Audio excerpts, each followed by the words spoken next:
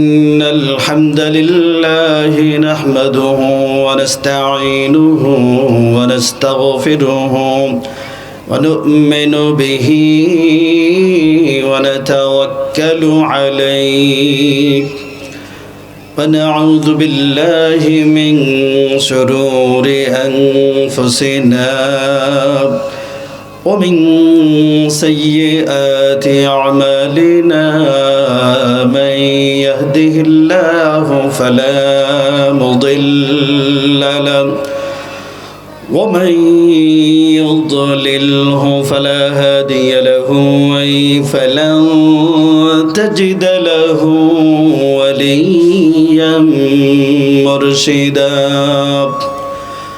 ونشهد أن لا إله إلا الله وحده لا شريك له ونشهد أن سيدنا ونبينا وحبيبنا ونذيرنا وطبيب أرواحنا وحبيبنا وحبيب ربنا محمدا عبد الله ورسوله أرسله بالحق بشيرا ونذيرا وداعيا إلى الله بإذنه وسراجا منيرا أما بعد فقد قال الله تعالى في كلامه المجيد والفرقانه الحميد أعوذ بالله من الشيطان الرجيم بسم الله الرحمن الرحيم إن الله وملائكته يصلون على النبي يا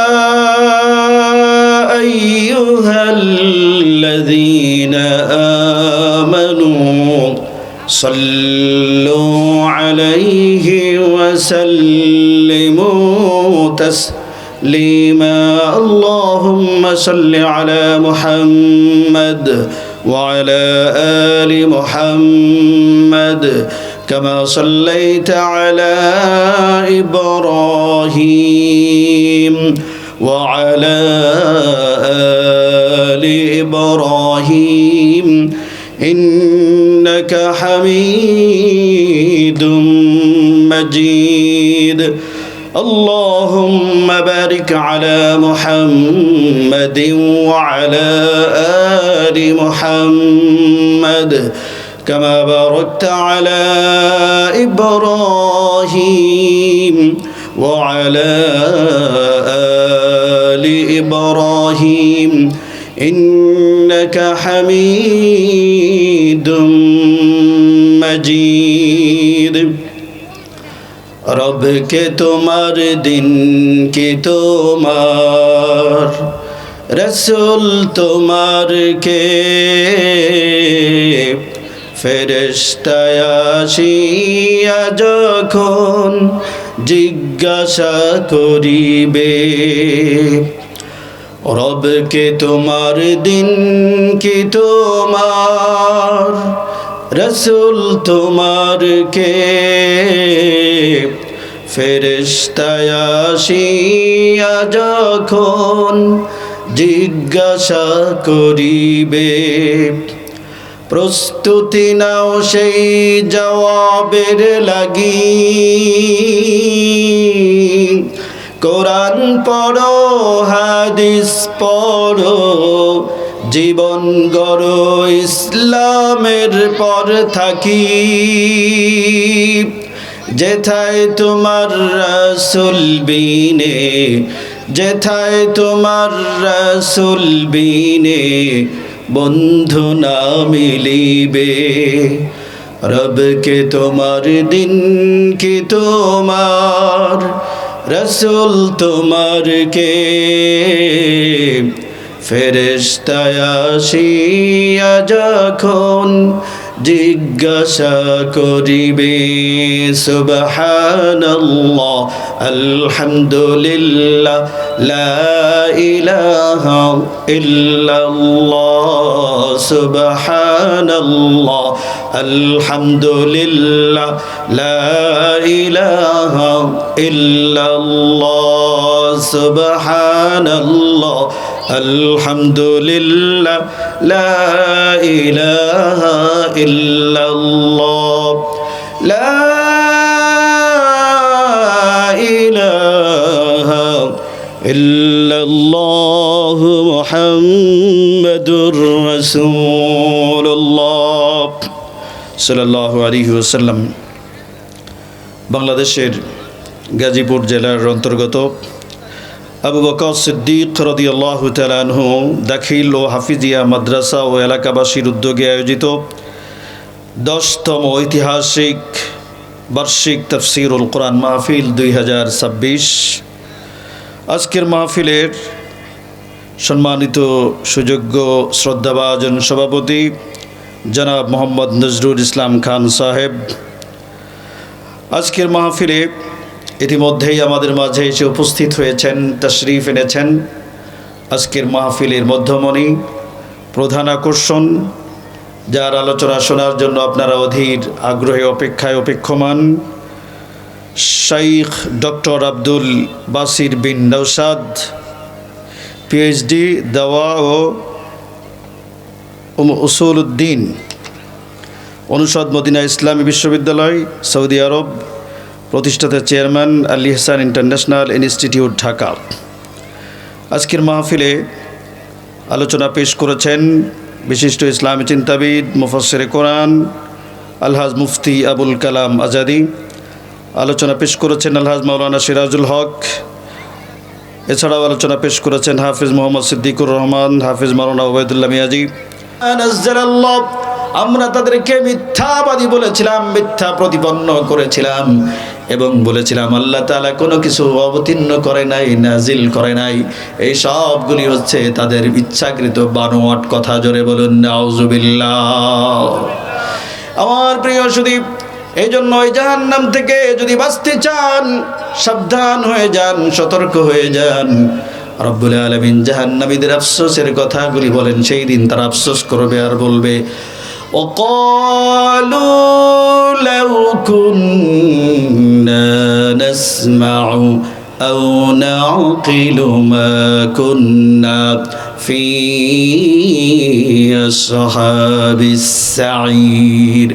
জাহান্নামীরা বলবে, হায় হায়, যদি আমরা ওই সতর্ককারী যারা এসেছিল, ওই বক্তা যারা এসেছিল, ওলামা ইকরাম যারা এসেছিল, দিনের দাওয়াত নিয়ে আমাদের কাছে যারা এসেছিল, আমরা যদি তাদের কথাগুলি শুনতাম, আমাদের বিবেক, আমাদের আকলগুলিকে যদি কাজে লাগাতাম, তাহলে আজকে আমাদের জাহান্নামে আসা লাগতো না।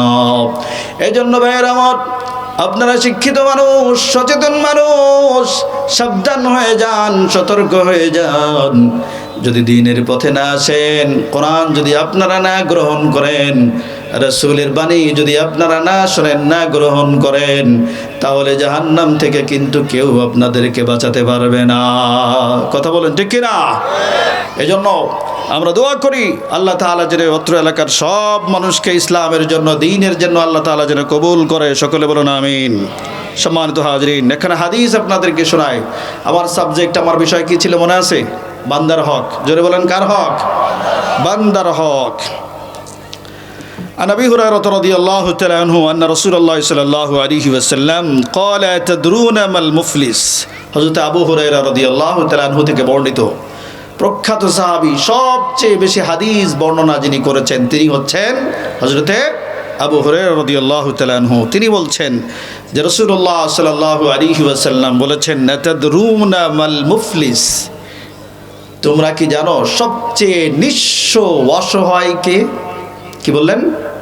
সবচেয়ে নিঃস্ব, তোমাদের মধ্যে নিঃস্ব কে, অসহায় কে, সহায় সম্বলহীন কে? সাহাবীরা জবাব দিয়ে বললেন, ক্বালুল মুফলিসু ফিনা মান লা দিরহাম লাহু ওয়ালা মাতা'। সাহাবা ইকরামরা বললেন যে ইয়া রাসূলুল্লাহ সাল্লাল্লাহু আলাইহি ওয়াসাল্লাম, আমাদের মধ্যে সবচেয়ে নিঃস্ব সহায় সম্বলহীন হচ্ছে ওই ব্যক্তি যার কোনো দিরহাম নাই, টাকা পয়সা নাই, সম্পদ নাই, মাল নাই, জমি জায়গা নাই, গাড়ি বাড়ি নাই। আমাদের দৃষ্টি তো সেই হচ্ছে কি মুফলিস, সেই হচ্ছে সহায় সম্বলহীন। আল্লাহ নবী সাল্লাল্লাহু আলাইহি ওয়াসাল্লাম বলছেন, সাহাবীরা তোমরা শোনো, ফাকালা ইন্নামাল মুফলিসু মিন উম্মতি ইয়াতি ইয়াউমাল কিয়ামাতি বিসসালাতিন ওয়া সিয়ামিন ওয়া যাকাতিন। আল্লাহ নবী সাল্লাল্লাহু আলাইহি ওয়াসাল্লাম বললেন, সাহাবীরা তোমরা শোনো, আমি তোমাদেরকে বলে দিচ্ছি মুফলিস কে, কে সবচেয়ে সহায় সম্বলহীন, তার পরিচয় আমি রাসূলুল্লাহ তোমাদেরকে বলে দিই। সে হচ্ছে আমার উম্মতের মধ্যে ওই ব্যক্তি, যেই ব্যক্তি কিয়ামতের দিন অনেক নামাজ, অনেক রোজা, যাকাত, অনেক ইবাদত বন্দেগী নিয়ে হাজির হয়ে যাবে। ওয়ায়াতি কদ শাতামা হাযা ওয়া কযফা হাযা ওয়া আকালা মালা হাযা ওয়া সাফাকা দামা হাযা। অনেক নামাজ, রোজা, হজ, যাকাত, অনেক ইবাদত বন্দেগী নিয়ে কিয়ামতের ময়দানে উঠবে, কিন্তু দেখা যাবে এই দুনিয়ার জমিনে সে মানুষের হকগুলি আদায় করে নাই। হকুল ইবাদ, যেটা বান্দার হক নষ্ট করেছে। কার হক নষ্ট করেছে?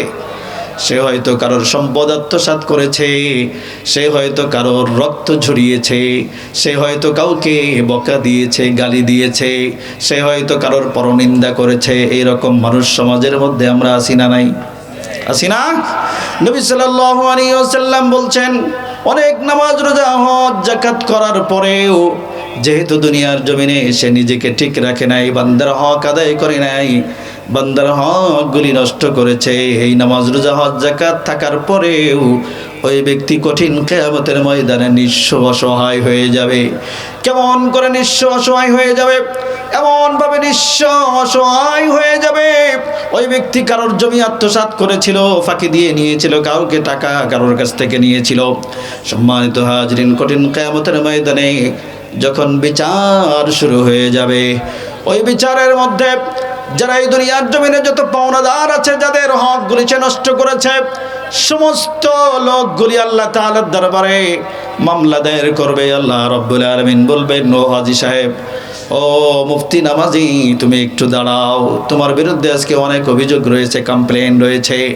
যদিও তোমার অনেক ইবাদত বন্দেগী আছে, কিন্তু দুনিয়ার জমিনে তুমি মানুষের হকগুলি আদায় করো নাই, বান্দার হক নষ্ট করেছ।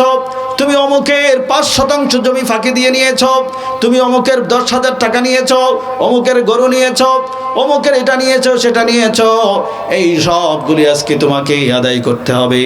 ওই ব্যক্তি দাঁড়িয়ে দাঁড়িয়ে বলবে, ও আল্লাহ, এগুলি তো আমার দুনিয়ার জীবনের মামলা, এখন আমি জমি কোথায় পাবো, টাকা কোথায় পাবো, সম্পদ আমি কোথায় পাবো? রব্বুল আলামিন তখন একটা বিচার করে ফয়সালা দিয়ে দিবেন, আজকে তুমি যে অনেক ইবাদত বন্দেগী নিয়ে এসেছো, পাহাড় সম সওয়াব নেকি নিয়ে এসেছো, এই সওয়াবগুলি থেকে এই পাওনাদারদেরকে তুমি দিতে থাকো। আমার প্রিয় সুধী, তার সারা জীবনের যত ইবাদত বন্দেগী, যত সওয়াব, যত নেকি, এই সবগুলি একজনকে দিয়ে দেওয়া হবে। দিতে দিতে দিতে দিতে তার সারা জীবনের যত ইবাদত বন্দেগী, যত সওয়াব, যত নেকি ছিল, সব শেষ হয়ে যাবে। এরপরে যদি আরো পাওনাদার থেকে যাবে, তখন ওই পাওনাদারদের গুনাহগুলি, এই যে বান্দার হক নষ্ট করেছে, এই বান্দার হক যে নষ্ট করেছে, তার উপরে সমস্ত পাপগুলি চাপায়া দেওয়া হবে। জোরে বলুন নাউজুবিল্লাহ। এজন্য এটা অত্যন্ত গুরুত্বপূর্ণ একটা ব্যাপার, আমাদেরকে সতর্ক থাকতে হবে, সাবধান থাকতে হবে, আমার দ্বারা যেন কারোর হক অধিকার যেন নষ্ট না হয়। আমরা যদি কারোর কাছ থেকে ঋণ নিয়ে থাকি, আছে না, আমাদের জীবন চলতে গেলে এরকম ঋণ নেওয়া লাগে, কিন্তু আমরা নেওয়ার সময় মাশাআল্লাহ খুব মিষ্টি মিষ্টি সুন্দর সুন্দর কথা বলে আমরা মানুষের কাছ থেকে ধার নিই, ঋণ নিই, হাওলাত নিই, কিন্তু দেওয়ার সময় আর খোঁজ থাকে না, আছে না নাই? এইগুলা ডাকাত, এগুলা কি ডাকাত। সম্মানিত হাজরিন, সময় শেষ, সংক্ষেপ করবেন। আমিও জানি যে আমার সময় শেষ হয়ে গিয়েছে, এই জন্য আসলে বড় কোনো আলোচনার ভিতরে আমি ঢোকার চেষ্টাই করি নাই, যেহেতু অল্প সময়, আর আজকের মাহফিলটা খুব বেশি সময় এখানে নেওয়া হবে না। অল্প সময়ের মধ্যে প্রধান মেহমান তিনি ইনশাআল্লাহ স্টেজে চলে আসবেন। তো আমাকে এই মাহফিলের যিনি আয়োজক, আপনারা জানেন এই মাদ্রাসার মোহতামিম সাহেব যিনি রয়েছেন, প্রত্যেক বছর কষ্ট করে এই মাহফিলের আয়োজন তিনি করে থাকেন। আমাকে একটু বলেছেন যে হুজুর, অল্প সময়ের মধ্যে মাঠে যারা উপস্থিত হয় এলাকার, তাদের কাছ থেকে একটু কালেকশন করে দিবেন। প্রিয় মা বাবা ভাসিয়ে নয়ন, তৈরি থেকো তৈরি রেখো সুন্নতি আমল ঈমান, একদিন তোমারি নাম মসজিদে হবে এলান। ঠিক কিনা? এই জন্য পৃথিবী ছেড়ে চলে যেতে হবে, আল্লাহ তাআলা নোটিশ করে দিয়েছেন। রব্বুল আলামিন বলেন, এই মৃত্যুই শেষ নয়, আমি আল্লাহ তোমাদেরকে কিয়ামতের ময়দানে, হাসরের ময়দানে তোমাদেরকে আমি আল্লাহ উঠাবো। ফামান যুহজিহা আনিন নারি ওয়াউদখিলাল জান্নাতা ফাকাদ ফাজ। রব্বুল আলামিন বলেন, যেই ব্যক্তিকে জাহান্নাম থেকে দূরে রাখা হবে, যেই ব্যক্তি জান্নাতে প্রবেশ করতে পারবে, ওই ব্যক্তি সফল কাম হয়ে যাবে। সুবহানাল্লাহ। এজন্য আমাদের টার্গেট থাকবে আমরা যেন জাহান্নামে না যাই, আমরা যেন জান্নাতি হতে পারি। কোন কাজ করলে জাহান্নাম থেকে বাঁচা যাবে, জান্নাতে যাওয়া যাবে, এই সব বিষয়গুলি উলামা ইকরামদের কাছ থেকে শুনে শুনে আমল করতে হবে। আল্লাহ তাআলা আমাদের সকলকে সেই তৌফিক দান করুক, আমিন। রব্বুল আলামিন যেন আমাদেরকে জাহান্নাম থেকে নাজাত দিয়ে তার জান্নাতের জন্য আল্লাহ যেন আমাদেরকে কবুল করেন, আমিন। ওয়া আখির দাওয়ানা আলহামদুলিল্লাহি রাব্বিল আলামিন।